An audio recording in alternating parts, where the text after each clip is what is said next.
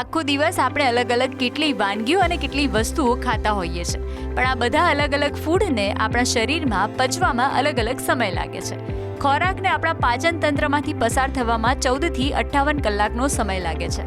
ફળો અને ભાત જેવા સાદા કાર્બોહાઈડ્રેટ્સ ઝડપથી એટલે કે માત્ર 2 થી 3 કલાકમાં જ પચી જાય છે.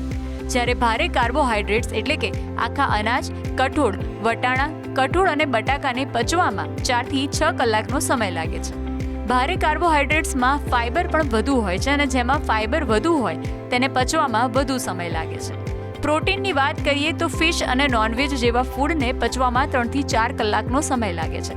જો તમે રેડ મીટ ખાતા હોવ તો તેને પચવામાં 6 થી 8 કલાકનો સમય લાગે છે. લિક્વિડમાં વાત કરીએ તો પાણીને પચવામાં 10 થી 20 મિનિટ, સાદો રસ, ચા અને સોડા પચવામાં 20 થી 40 મિનિટનો સમય લે છે. જ્યારે સ્મૂધીઝ, પ્રોટીન શેક જેવા હેવી લિક્વિડને પચવામાં 40 થી 60 મિનિટનો સમય લાગે છે.